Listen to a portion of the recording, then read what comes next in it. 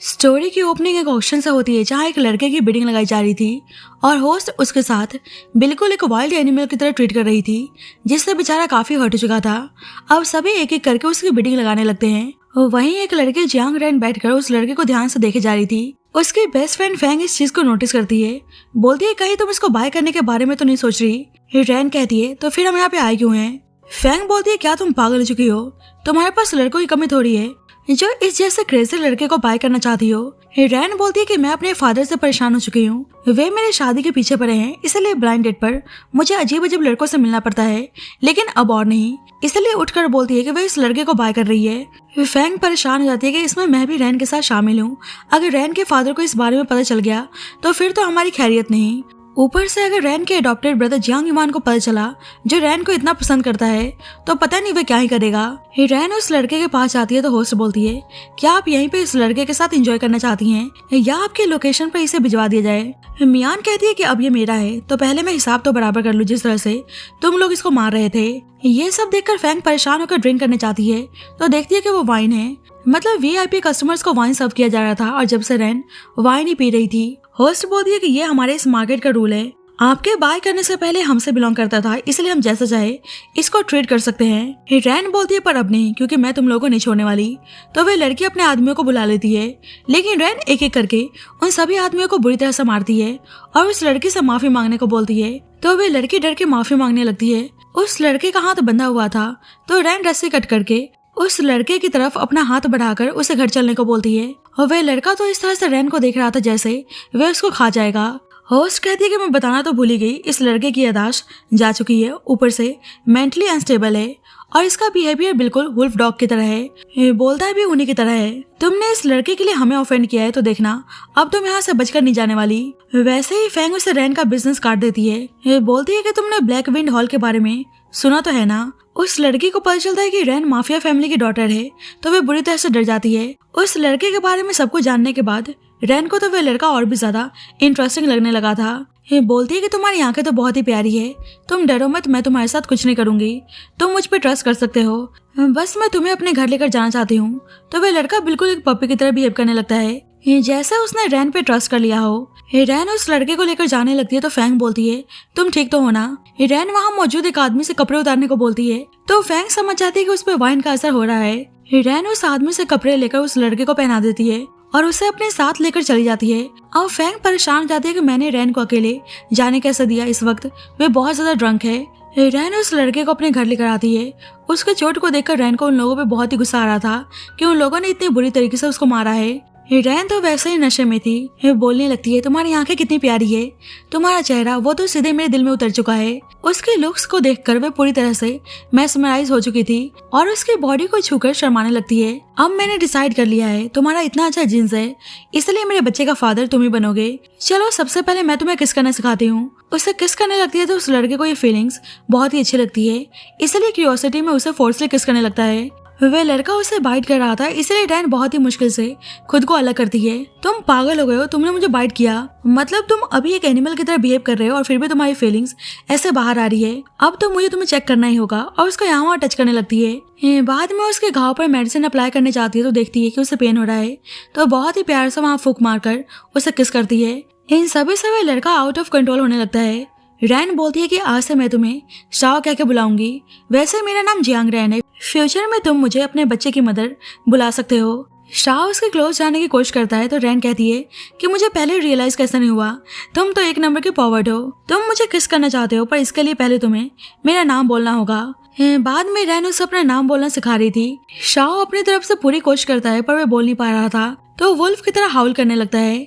रैन बोलती कि छोड़ो, तुम रहने दो, वैसे मैं फुल कॉन्फिडेंट थी कि मैं एक अच्छी चाइनीज टीचर हूँ पर अब तुम्हें सिखाकर लग रहा है कि शायद मुझे कुछ नहीं आता। शाओ उसे ध्यान से देखने में लगा था तो रैन कहती है कि ठीक है, मैं तुम्हें किस करना सिखा सकती हूँ पर प्रॉमिस करो कि अब तुम मुझे बाइट नहीं करोगे। और उसे किस करती है तो फिर से शाओ उसे फोर्सली किस करने की कोशिश करता है। रैन बोलती है तुम पागल हो चुके हो, तुम मुझे हर्ट कर रहे हो। शाओ फिर से क्यूटली बिहेव करने लगता है और रैन सोफे पर जाकर उसको सोने को बोलती है जिससे शाओ उदास हो जाता है। रैन सोचती है कि बेचारी की अभी मेंटल कंडीशन ठीक नहीं है, मुझे ऐसा नहीं बोलना चाहिए था। शाओ अचानक से उसका नाम लेता है तो रैन सुनकर बहुत ही खुश हो जाती है और उससे प्यार से किस करके बोलती है कि मेरा शाओ तो बहुत ही स्मार्ट है।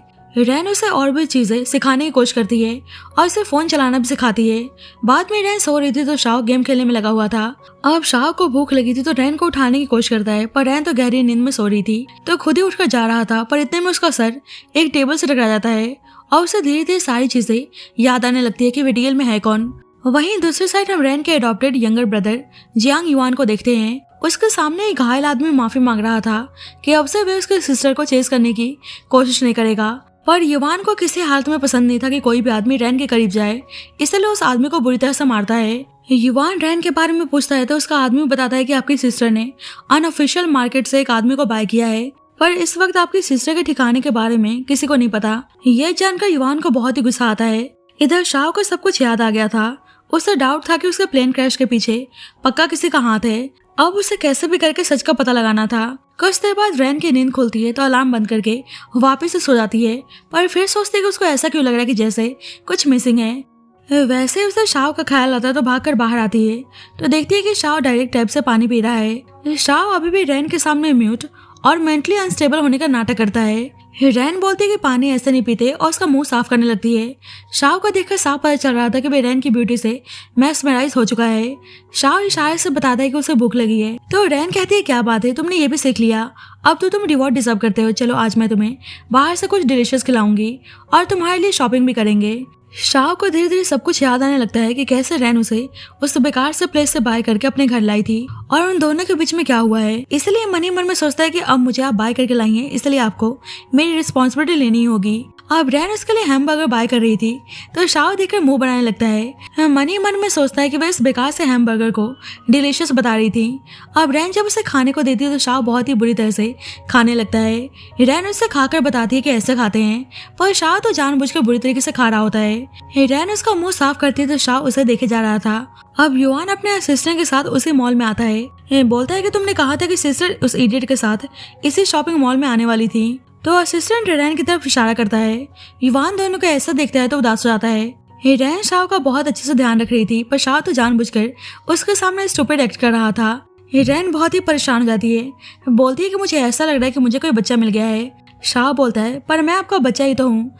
रैन उसे जल्दी से कपड़े ट्राई करने को बोलती है।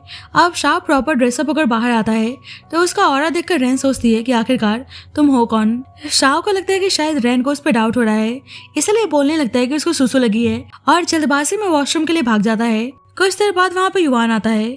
शाओ चुपचाप जाने की कोशिश करता है, पर युवान बार बार उसका रास्ता रोकने में लगा हुआ था तो शाओ उसे मारकर जाने लगता है।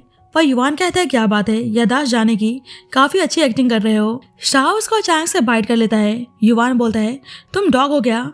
शाओ उसे मारने जाता है तो युवान कहता है कि फाइनली अब तुम्हारा नाटक बंद हुआ।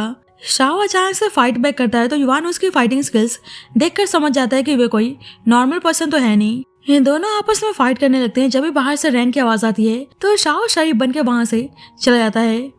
युवान सोचता है कि ये लड़का तो एक नंबर का चालू है। शाओ रैन के सामने नाटक करने लगता है कि उसे किसी ने मारा और युवान की तरफ इशारा करता है। रैन बोलती है कि तुम यहाँ पे क्या कर रहे हो। शाओ सोचता है कि लड़का सही में कितना चालू है, कैसे सिस्टर के सामने शरीफ बनने का नाटक कर रहा है। बोलता है कि बस इस लड़के से मेरी टक्कर हो गई थी और उसकी उंगली मोड़ने में लगा हुआ था, तो रैन उसको छोड़ने को बोलती है।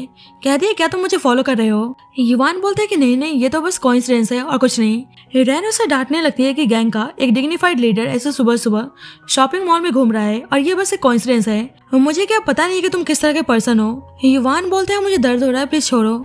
रैन शाओ की केयर करने लगती है तो ऊपर से शाओ अपनी उंगली दिखाने लगता है कि उसे दर्द हो रहा है। रैन युवान से कहती है कि अगर आगे से तुमने शाओ को परेशान करने की कोशिश की तो देख लेना, शाओ मेरा है। तुम्हें मेरी बात समझ में आ गई। युवान बोलता है सिस्टर अगर डैड को इस बारे में पता चल गया तो। रैन कहती है कि अगर डैड को पता चला तो मैं सीधे इसे अपने ब्राइड चैम्बर में लेकर चली जाऊंगी। तुम्हें तो पता है वैसे भी डैड मेरी शादी के पीछे पड़े हैं। एक चीज और, अब से मुझे फॉलो करने की कोशिश मत करना, ना ही डैड से कुछ बोलना, नहीं तो मैं तुम्हारी पिटाई लगाने में जरा सा भी देर नहीं करूंगी। शाओ भी उससे गुस्से में घूरने लगता है। युवान बोलता है सिस्टर पर ये तो इडियट है। रैन कहती है कि उन आदमियों से तो बेहतर है जो पीछे से ट्रिक्स प्ले करने की कोशिश करते हैं। अब युवान ने सोच लिया था कि चाहे कुछ भी हो वे अपनी सिस्टर से इस लड़के को अलग करके रहेगा। अपने आदमी से शाओ के बारे में सब कुछ पता लगाने को बोलता है। अब कुछ लोग शाओ को देखकर अपने बॉस को इन्फॉर्म करते हैं तो उनका बॉस जल्दी से शाओ को पकड़ने को बोलता है। अब उन आदमियों को देखकर रैन शाओ से बोलती है कि तुम डरना मत, मैं इन लोगों को संभालती हूँ। रैन एक एक करके उन सभी आदमियों से फाइट करने लगती है तो शाओ जानबूझकर उन लोगों को टीज करता है तो वे सारे शाव को मारने के लिए उसके पीछे भागते हैं। शाव अकेले वहां से जाने को बोलता है और जानबूझकर खुद को हट कर लेता है। रैन उसे ऐसे हालत में देखकर डर जाती है। अब शाव हॉस्पिटल में था। होश में आते तो रैन पूछती है कि तुम्हें कहीं दर्द तो नहीं हो रहा। तो शाव अपने सर की तरफ इशारा करता है। रैन कहती है कि बस छोटी सी कट है, तुम जल्दी ठीक हो जाओगे। शाव उसे देखने में लगा हुआ था तो रैन कहती है क्या तुम्हें सही में कुछ याद नहीं? शाव बिल्कुल चुप था तो रैन कहती है कि छोड़ो, डॉक्टर से मिलकर एक बार तुम्हारा सीटी स्कैन करवाना होगा। शाव तो जानबूझकर उसको परेशान करने में लगा था। रैन कहती है क्या तुम्हें कुछ पता है कि तुम्हारे एमनेशिया के कारण क्या हो सकता है? फिर सोचते मैं क्या पूछ रही हूँ भला, शाव को क्या ही समझ में आएगा। पर फिर बोलती है कि देखो अगर तुम्हें कुछ याद है तो मुझे जरूर बताना। वैसे ही शाव उसको टाइटली हक कर लेता है। बोलता है कि अब से मैं आपको प्रोटेक्ट करूंगा। रैन कहती है कि तुम्हारा दिमाग तो 3 साल के बच्चे की तरह है, भला तुम मुझे प्रोटेक्ट कैसे करोगे? बस तुम अपना सही से ध्यान रखो। शाव उसे टीज करने की कोशिश करता है तो रैन भी उससे टीज करने लगती है। शाव गेम खेलने के लिए फोन मांगता है तो रैन उसे अपना फोन देकर उसके लिए खाना लेने के लिए चली जाती है और अपने आदमियों से सही से शाव को गार्ड करने को बोलती है। रैन के जाते ही युवान आता है। इधर शाव चैंग को कॉल करके एक फोन जीपीएस ट्रैकिंग के साथ सेंड करने को बोलता है। शाव बाहर आवाज सुनता है कि सब युवान को ग्रीट कर रहे हैं। युवान आता तो शाव गेम खेलने का नाटक करने लगता है। युवान बोलता है क्या तुम अभी किसी से फोन पे बात कर रहे थे? फोन चेक करने जाता तो शाव फोन वापस छीन लेता है। युवान बोलता है इडियट, तुम्हें जितना नाटक करना है कर लो, मेरी नजर सिर्फ तुम पर है। मैं भी देखना चाहता हूँ कि तुम्हारा ये नाटक कब तक चलता है। इन दोनों फोन के लिए छीना झपटी करने लगते हैं। वैसे ही रैन आती है। युवान को डांटने लगती है कि तुम फिर से शाव को परेशान कर रहे हो। युवान बोलता है कि अब कैसे देख रही है कि मैं इसको परेशान कर रहा हूँ? मैं आपका डियरेस्ट ब्रदर हूँ, भला आप इस इडियट के लिए इतना बायस कैसे हो सकती हैं? युवान से शाव की एक्टिंग बर्दाश्त नहीं हो पा रही थी। रैन शाव को खाना खिलाती है तो युवान से देखा नहीं जा रहा था। बोलता है कि देखो साफ पता चल रहा है कि ये नाटक कर रहा है। रैन कहती है कि तुम 3 साल के बच्चे के अगेंस्ट ऐसे कैसे बोल सकते हो? युवान बोलता है कि 3 साल का है, अब इसकी वजह से आज परेशानी में फंस चुकी थी। आखिरकार वे आदमी इस पर अटैक करने क्यों आए थे? प्लीज आप थोड़ा ध्यान से सोचो। रैन बोलती है कि चाहे पहले ये कोई भी होगा पर अब सिर्फ मेरा है और मैं इसे प्रोटेक्ट करूंगी। तो शाव रैन को प्यार से दिखने लगता है। युवान बोलता है कि देखना डैड को पता चलेगा तो वे पक्का गुस्सा करेंगे। रैन कहती है कि जो भी है पर मैं इसे अपने पास से रखने वाली हूँ और वैसे बच्चों की तरह तुम मेरे पीछे क्यों लगे रहते हो? चलो वापस जाओ। युवान तो रैन को पसंद करता था इसलिए बोलता है कि आप इस इडियट को बच्चों की तरह खिला सकती हैं, उसको शॉपिंग करा सकती हैं। मैं भी तो बच्चा हूँ, मैं आपको बहुत ही पसंद करता हूँ और मुझे आपके आसपास रहना बहुत अच्छा लगता है। अब ये सुनकर शाह को बहुत ही गुस्सा आता है। रैन युवान से बोलती है कि तुम इतने बड़े हो चुके हो और फिर भी ऐसे क्यूटली एक्ट कर रहे हो। देख लो तुम्हारा असिस्टेंट यहीं पे खड़ा है, तुम्हारी इमेज का क्या होगा? उसका असिस्टेंट बोलता है मैंने कुछ नहीं देखा। युवान बोलता है सुन लिया आपने, उसने कुछ नहीं देखा। रैन तो दोनों को चुपचाप यहाँ से बाहर निकलने को बोलती है। बाद में रैन अपनी बेस्ट फ्रेंड फैंग को कॉल करके, जो प्रोफेशन से लॉयर थी, बताते हैं कि कल कुछ आदमी शाव पे अटैक करने आए थे और फिर उसको छोड़कर चले गए। मुझे लगता है कि शाव कोई सिंपल पर्सन नहीं है। फैंग कहती है कि तुम चिंता मत करो, मैं शाव के बारे में प्रॉपर पता लगाने की कोशिश करूंगी। हम उसे उस मार्केट से लेकर आए हैं, पक्का वहाँ कोई न कोई सबूत मिल सकता है। अब शाव सारी बातें सुन रहा था फिर भी रैन के सामने बिल्कुल नॉर्मल एक्ट करता है। बाद में रैन शाव को हॉस्पिटल से डिस्चार्ज करवा के घर लाती है। जल्दी फैंग की कॉल आती है, बताती है कि उस मार्केट का 2 डिपार्टमेंट है, परचेजिंग और डिस्ट्रीब्यूटिंग, जहाँ लोगों को परचेज और डिस्ट्रीब्यूट किया जाता है। और जो आदमी शाव को लेकर आया था वे आदमी परचेजिंग डिपार्टमेंट से बिलोंग करता है। शायद उसे पता लग गया कि हम उसको ढूंढ रहे हैं इसलिए वो भाग गया, लेकिन हम अभी भी उसको चेज करने में लगे हुए हैं। रैन कहती है कि तुम इंतजार करो, मैं आ रही हूँ। रैन शाव को यहीं अकेले घर में रुकने को बोलती है तो शाव डरने का नाटक करने लगता है, इसलिए रैन उसे भी साथ में चलने को बोलती है। इधर वे आदमी भागने की कोशिश कर रहा था पर तब तक फैंग पहुंच जाती है। बोलती है तुम्हें सही में लगता है कि तुम ब्लैक विंड गैंग से बचकर भाग पाओगे? और वे आदमी दूसरी तरफ भागते हैं, तब तक युवान वहाँ पे पहुंच जाता है। फैंग कहती है कि तुम यहाँ पे क्या कर रहे हो? युवान बोलते है कि मैं भी इस आदमी को 3 दिनों से ढूंढ रहा था। फैंग कहती है कि ठीक है पर इस आदमी को मेरे हवाले कर दो। युवान बोलते है कि ऐसा लॉलेस प्लेस आपके जैसे बिग लॉयर के लिए सुटेबल नहीं है, इसलिए आपको यहाँ से जाना चाहिए। फैंग कहती है कि देखो तुम्हारी सिस्टर को इस आदमी की जरूरत है। युवान बोलता है कि ऐसी बात है फिर तो मुझे इस आदमी की अच्छे से खातिर करना चाहिए और उसे बुरी तरह से मारने लगता है। उसे लेकर जा रहा होता है, वैसे ही रैन शाव के साथ आती है। युवान बोलते हैं सिस्टर आप यहाँ पे क्या कर रही हैं? फैंग कुछ बोलती है कि युवान कहने लगता है कि ये तो हमेशा कंप्लेंट करती रहती है, मैं तो बस आपकी हेल्प करने आया था, मैंने सही में कुछ नहीं किया। रैन शाव को कार में बैठ के उसका इंतजार करने को बोलती है तो शाव रैन को अपना ध्यान रखने को बोलकर जाने लगता है। पर युवान बोलते हैं कि रुको, ये आदमी तुम्हारे मैटर में इन्वॉल्व है। रैन उसे घूरने लगती है तो युवान बोलता है कि ये यहाँ पे रुकेगा तो कम से कम ये आदमी झूठ बोलने की हिम्मत नहीं करेगा। रैन उस आदमी से बोलती है कि तुमने शाव को उस मार्केट में सोल्ड किया था, अब सच बताओ कि शाव तुम्हें कहाँ मिला? शाव भी उस आदमी की तरफ गुस्से में घूर रहा होता है वे आदमी बताता है कि ये लड़का हमें जंगलों के बीचों बीच मिला था, हम तो वहाँ पे हंटिंग के लिए गए थे, तो ये अचानक से हमें देखकर वुल्फ की तरह हाउल करने लगा। युवान बोलता है, तो इससे तुम लोगों को लगा कि ये मेंटली अनस्टेबल है, क्या पता है नाटक कर रहा हो। वे आदमी बोलते हैं कि नहीं, ये नाटक नहीं कर रहा था, उस टाइम में वो सही से बोल नहीं पा रहा था और इसकी बॉडी लैंग्वेज बिल्कुल एक वुल्फ की तरह थी।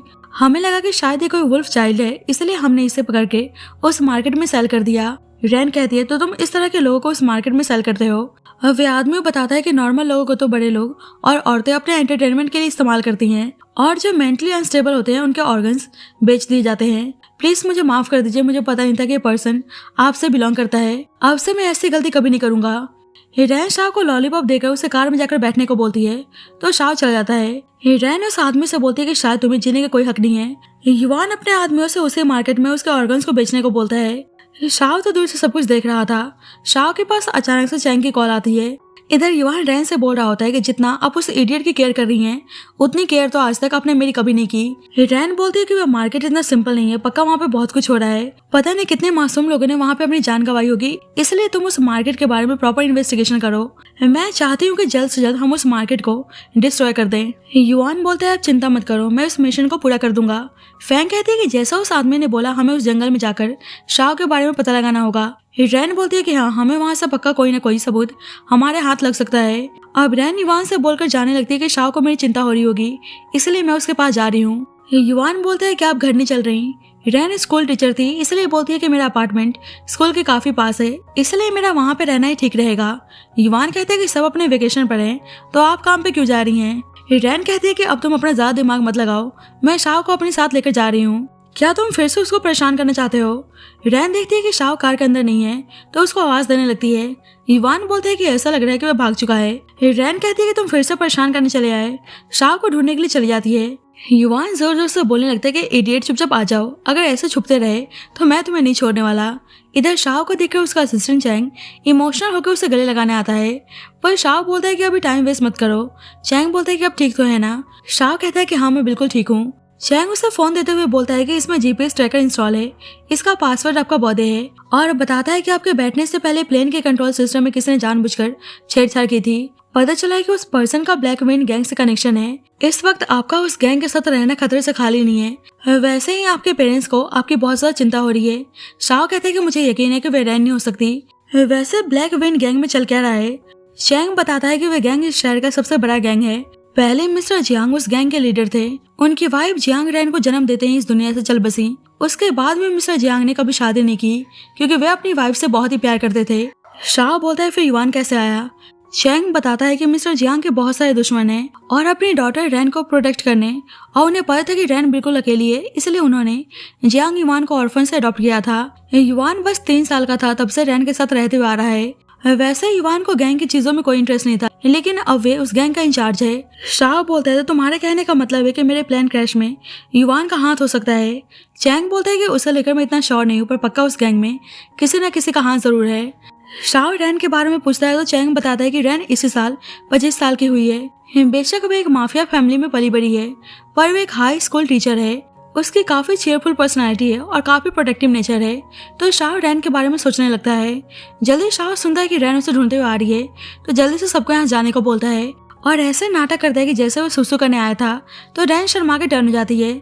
शाह रैन के पास आकर उसे गले लगाकर माफी मांगता है कि हम सो सॉरी, मेरी वजह से आपको चिंता हो रही थी। रैन कहती है, क्या बात है, तुम तो बहुत सारी चीजें बोल पा रहे हो, सही में मेरा शाह तो बहुत ही स्मार्ट है। शाह जानबूझकर उसके गाल खींचने लगता है, तो रैन उसे परेशान करने से मना करती है।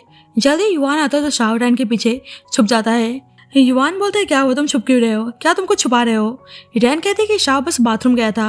युवान बोलता है कि मतलब इसका IQ 3 साल के बच्चे की तरह है, और फिर भी इसमें दिमाग है कि ऐसा टॉयलेट सबके सामने नहीं करते। शाह से बोलते हैं कि तुम मेरी सिस्टर को आसानी से पागल बना रहे हो, लेकिन मैं अच्छा इंसान नहीं हूँ, मुझे पता है कि तुम क्या कर रहे हो। रैन शाह से बोलती है कि तुम युवान की बातों पर ध्यान मत दो, और उसे लेकर वहां चली जाती है। युवान अपने असिस्टेंट से पूछता है कि क्या उसे इसके बारे में कुछ पता चला। असिस्टेंट बोलता है कि अभी ज्यादा कुछ पता नहीं चला, पर इस जगह पे कुछ टाइम पहले बहुत सारे आदमी मौजूद थे। युवान बोलता है कि वह सबको पागल बनाने की कोशिश कर रहा है, मैं भी देखता हूँ कि उसका नाटक कब तक चलता है। वह मुझसे पंगा लेने की कोशिश कर रहा है, मैं तो उसे एक्सपोज करके रहूंगा। बाद में रैन युवान की शेविंग कर रही थी। बोलती है कि आज तो मैं तुम्हें सिखा रही हूँ, नेक्स्ट टाइम से तुम्हें अपने आप ही करना है। शाओ उसे किस करने की कोशिश करता है, उसका नाम लेता है तो रैन को याद आता है कि उसने कहा था कि अगर वो उसका नाम सही से बोल पाएगा तो वह उसे किस करेगी। आज शाओ बार बार उसका नाम बोले जा रहा था और उसे किस करने लगता है तो रैन भी उसे मना नहीं कर पाती। दोनों एक दूसरे के साथ इंटीमेट होने लगते हैं तो अचानक से रैन रुक जाती है, सोचती है कि मैं सही में जानवर हूँ, मैं ऐसी हरकत कैसे कर सकती हूँ। इस वक्त शाओ मेंटली अनस्टेबल है और ऊपर से उसे एमनेशिया है। मैं ऐसे शाओ का एडवांटेज नहीं उठा सकती, इसलिए उसे अकेले शावर लेने को बोलकर चली जाती है। शाओ सोचता है कि आज ये वाइल्ड कैट बिल्कुल एक रैबिट की तरह बिहेव कर रही है।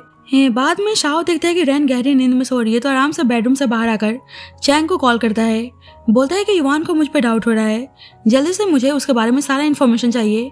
तो चैंग सेंड कर देता है। शाओ को युवान के अगेंस्ट कुछ ऐसा हाथ लगता है तो शाओ बहुत ही खुश आता है। नेक्स्ट मॉर्निंग रैन की नींद खुलती है तो शाओ को अपने इतने करीब देखकर शर्मा कर जाने लगती है, पर शाओ उसे अपनी तरफ खींचकर सोने को बोलता है। रैन कहती है कि तुम भूल चुके हो, आज हमें पिकनिक पर जाना है, वहाँ हम बहुत ही फन करेंगे, डिलीशियस खाना खाएंगे। शाओ फिर से उसे अपने क्लोज लाकर उसका नाम लेने लगता है और उसे किस करने का इशारा करता है तो रैन उसे किस करती है, पर बोलती है कि पहले मेरा नाम लेने से एज अ रिवॉर्ड तुम्हें किस मिलता था पर अब नहीं। तो शाओ उदास होकर मुंह फेर लेता है। तो रैन कहती है कि ठीक है, मैं मना नहीं कर रही। तो शाओ फिर से उसका नाम लेकर बार बार उसे किस करने लगता है। बाद में फैंग लाइव स्ट्रीम पर युवान से बोल रही होती है कि तुम्हारे साथ पिकनिक पर आने से अच्छा मैं घर पे आराम कर रही होती। युवान उसका फोन लेकर साइड में रख देता है। बोलता है कि आप मेरी सिस्टर के साथ उस मार्केट में मेल मॉडल बाय करने गई थी, अगर मैंने डैड को बता दिया तो पता है ना कि आपका क्या होगा। फैंग कहती है क्या तुम अपनी सिस्टर को नहीं जानते, जो उसने ठान लिया वही करती है।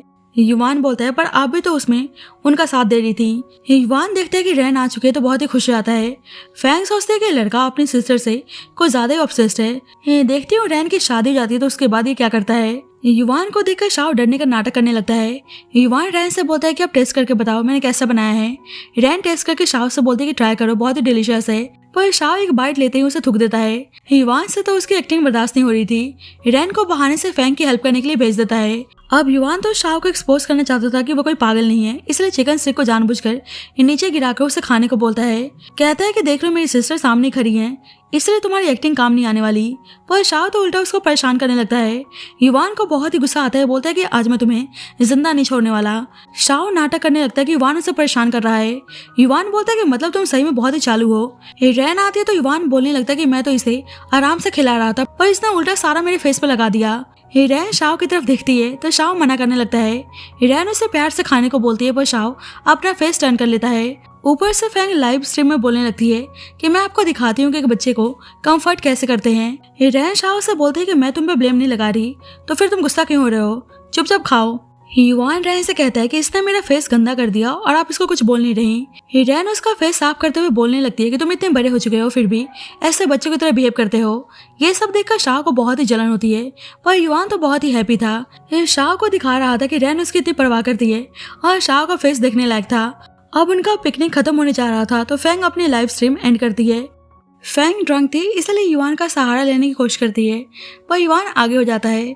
फैंग गुस्सा करने लगती है, क्या मेरे टच करने से तुम मर जाओगे। युवान बोलता है कि मेरी सिस्टर के अलावा किसी भी लड़की को मेरे क्लोज आना अलाउ नहीं है। फैंग बोलती है कि पूरे दिन रात बस सिस्टर सिस्टर बोलते रहते हो, कुछ और भी काम है तुम्हारे पास। युवान बोलता है कि आप भी तो ब्लैक विंड गैंग की पर्सनल लॉयर हैं और फिर भी सोशल इन्फ्लुएंसर बनकर घूमती रहती हैं। मैंने कुछ कहा जिससे फैंग उस पर गुस्सा करने लगती है। अब रैन नशे में थी और शाह उसे खिलाने की कोशिश कर रहा था। रैन बोलती है कि मुझे नींद आ रही है, मैं सोने जा रही हूँ। युवान बोलता है कि आज ये इडियट मेरे साथ सोएगा। शाह रैन से बोलता है कि नहीं मैं आपके साथ सोऊंगा। रैन बोलती है कि ठीक है। युवान बोलता है कि बिल्कुल भी नहीं, आज ही मेरे साथ सोएगा, नहीं तो बाहर सोने के लिए तैयार रहो।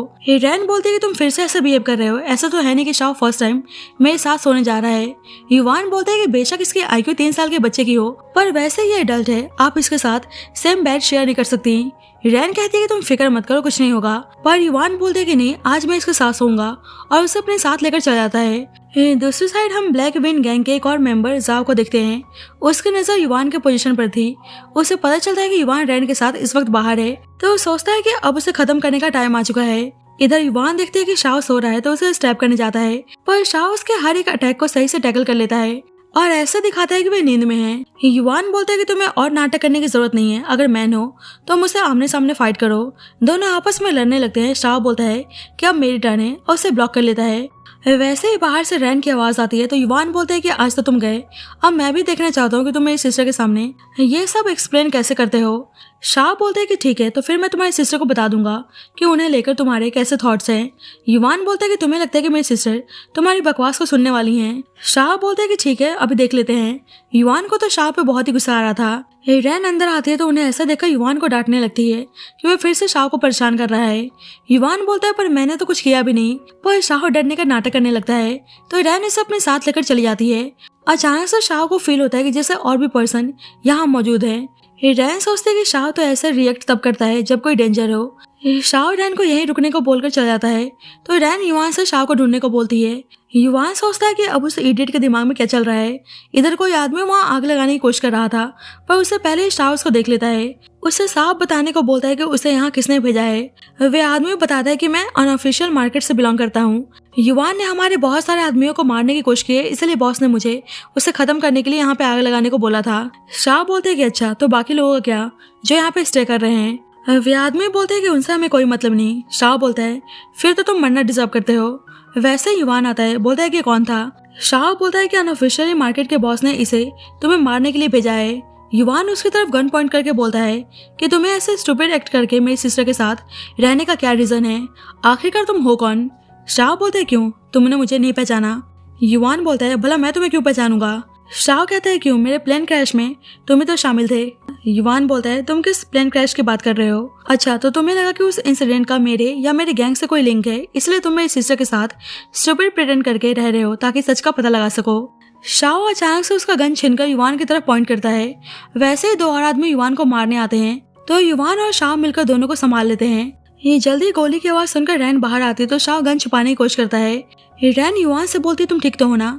युवान बोलते है कि हाँ मैं बिल्कुल ठीक हूँ। रैन शाह से बोलती तुम्हें कैसे पता गन यूज कैसे करते हैं।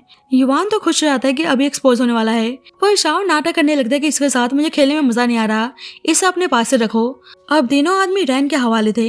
रैन बोलती है तो तुम्हें उस मार्केट के बॉस ने मेरे भाई को मारने के लिए भेजा है। तीनों सच बताने को तैयार नहीं थे तो रैन उनमें से एक को मारने को बोलती है।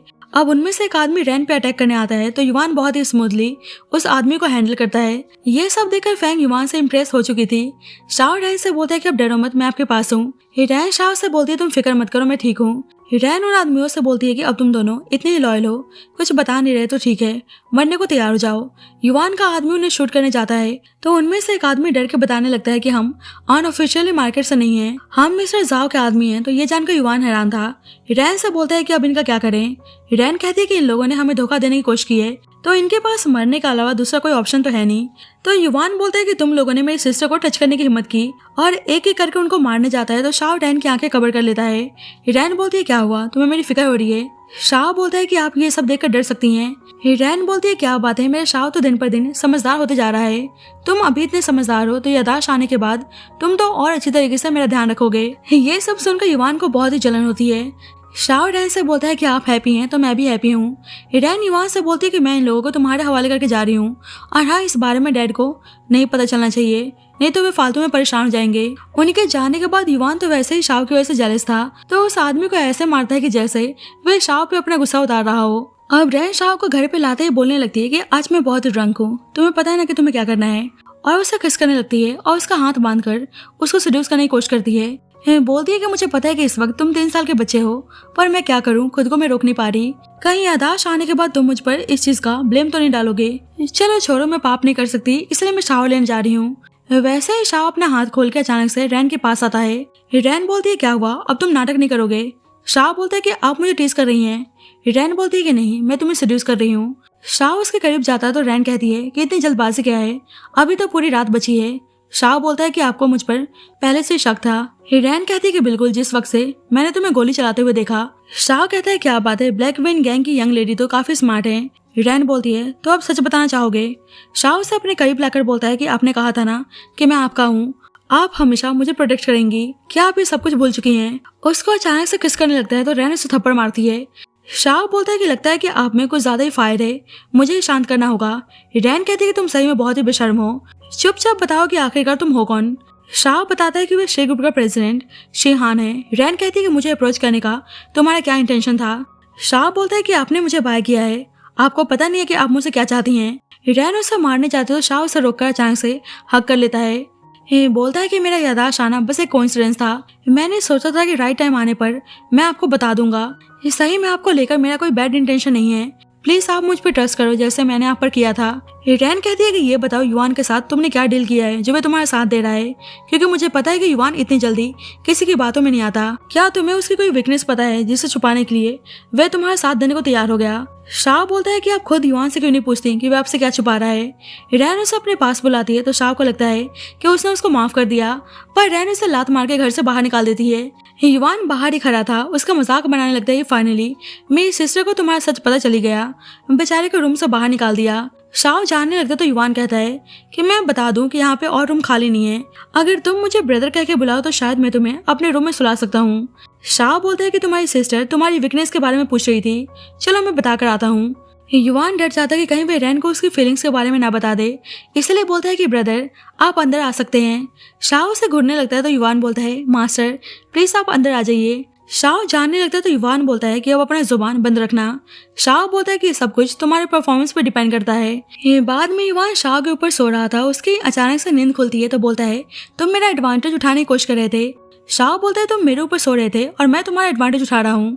शाह स्मोक करने जाता है तो युवान गुस्सा करने लगता है कि तुम मेरे सामने स्मोक कर रहे हो। शाह बोलते है कि सुबह सुबह तमाशा मत करो, मेरे लिटिल ब्रदर होना तो चुपचाप सही से बिहेव करो। अब अचानक से फैंग दोनों को ऐसे पोजीशन में देखकर हैरान थी। दोनों बताने की कोशिश करते हैं कि ऐसा नहीं है, पर फैंग तो चिल्लाते हुए बाहर चली जाती है। बाद में शाह और युवान के असिस्टेंट दोनों को रिसीव करने आते हैं और दोनों एक दूसरे को हुल देने में लगे हुए थे। ऊपर से शाह और युवान का भी अलग ही ड्रामा चल रहा था। दोनों एक दूसरे को सुपीरियर दिखाने में लगे हुए थे। कुछ देर बाद रैन फैंग के साथ बाहर आती है तो युवान के आदमी उससे ग्रीट करते हैं, तो शाह भी अपने आदमियों से उसे ग्रीट करने को बोलता है। रैन तो चुपचाप जाने लगती तो शाह यानी हान उसे रोकता है। रैन कहती है क्या हुआ, शो फैमिली के यंग मास्टर अब भी होमलेस हैं, अब भी मेरे साथ जाना चाहते हैं। हान कहते हैं प्लीज आप मुझे पहले की तरह शाह बुलाओ। युवान शाह से बोलता है कि मेरी सिस्टर को परेशान करना बंद करो। रैन युवान से बोलती है कि तुम भी इसके झूठ में शामिल थे। युवान बोलता है कि भला मैं इसको साथ क्यों दूंगा, मैं तो आपको पहले से बोलते आ रहा था कि स्टूपिड बनने का नाटक कर रहा है। चलो अभी मुझे उस जाओ से डील करना है, इसलिए मैं जा रहा हूँ। रैन कहती है कि अपना ध्यान रखना। शाह रैन को रोकने की कोशिश करता है पर रैन फैंग के साथ वहां चली जाती है। शैंग बताता है कि आपके पेरेंट्स को पता चल गया कि आपके प्लेन क्रैश का लिंक ब्लैक विन गैंग से है, इसलिए उन्होंने अपने बॉडीगार्ड्स को रैन को मारने के लिए भेजा है। युवान बोलता है क्या तुम पागल हो चुके हो, तुमने पहले क्यों नहीं बताया। जल्दी से रैन की कार को फॉलो करने को बोलता है। अब शाह की वजह से रैन का मूड ऑफ था। फैंग कहती है कि तुम सही में हान को इग्नोर करना चाहती हो। रैन तो हान को पसंद करने लगी थी पर बोलती है कि मुझे अभी कुछ नहीं पता। फैंग बोलती है वैसे किसको पता था कि वह स्टूपिड लड़का इतना अमीर निकलेगा। अचानक से शी फैमिली के बॉडीगार्ड्स उन पर अटैक करने आते हैं। फैंग बोलती है कि तुम यहीं पे रुको, मैं उनको डिस्ट्रैक्ट करती हूँ, पर रैन कहती है कि नहीं ये लोग मेरे लिए आए हैं तो मुझे जाने दो। फैंग बोलती है कि ठीक है, दोनों साथ में टैकल करते हैं। वे दोनों कुछ एक्शन लेती कि वैसे ही हान वहां पहुंच जाता है।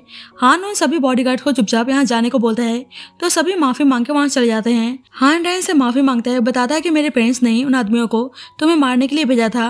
मेरे प्लेन क्रैश के बाद मुझे लेकर मेरे पेरेंट्स को ज्यादा चिंतित रहते हैं, उन्हें लगा था कि तुमने मुझे किडनैप करवाया है। रैन कहती है कि चलो सारी मिसअंडरस्टैंडिंग क्लियर हो गई, पर तुम मुझे फॉलो क्यों कर रहे थे। हान बोलता है क्योंकि मुझे तुम्हारी फिक्र हो रही थी। देखो तुम्हें हर वक्त ऐसे स्ट्रॉन्ग दिखाने की जरूरत नहीं है, मैं चाहता हूँ कि तुम भी एक नॉर्मल ह्यूमन बीइंग की तरह बिहेव करो।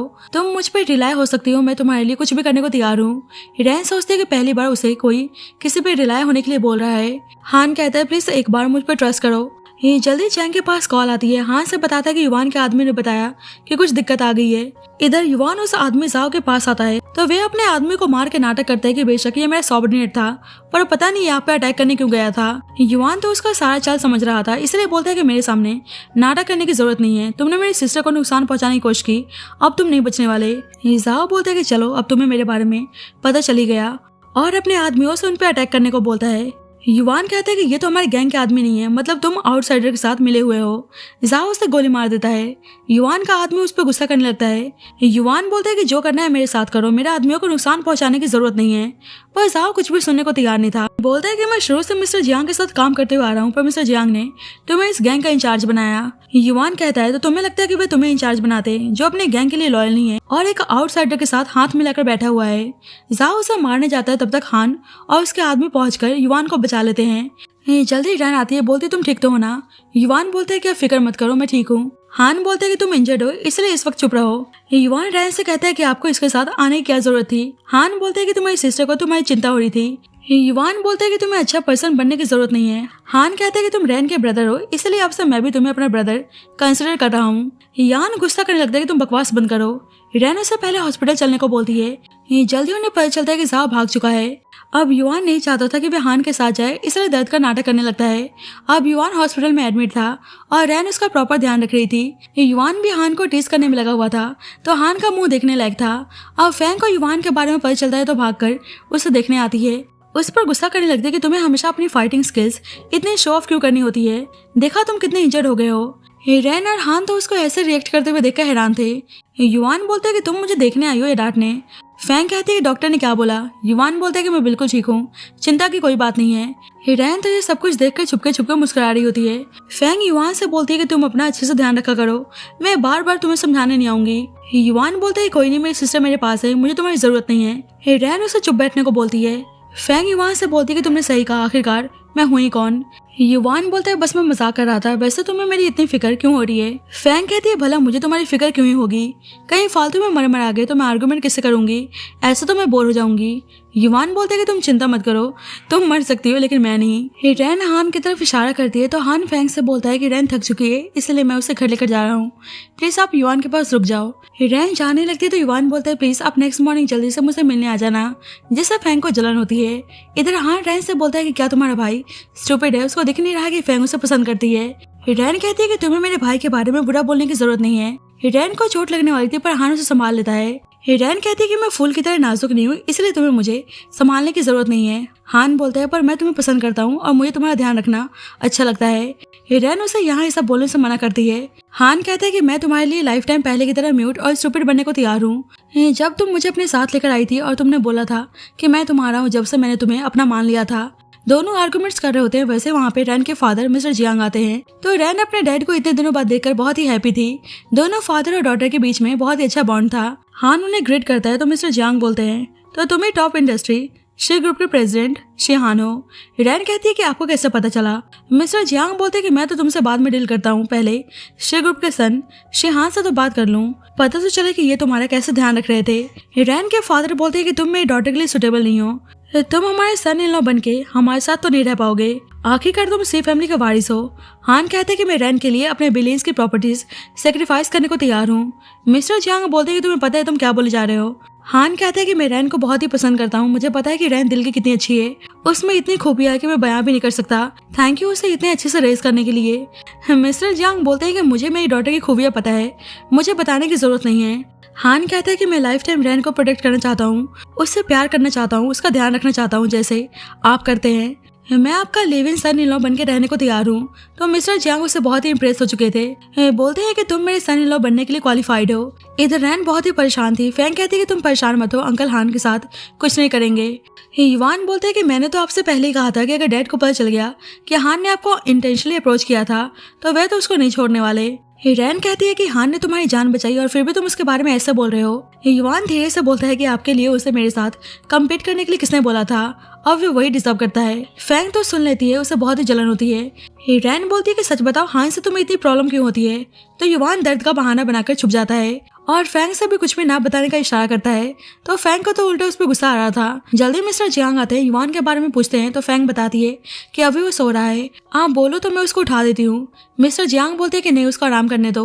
वैसे थैंक यू युवान का इतना ध्यान रखने के लिए। रैन तो परेशान थी और हान के बारे में पूछती है तो मिस्टर जियांग उसे बाहर चल के बात करने को बोलते हैं।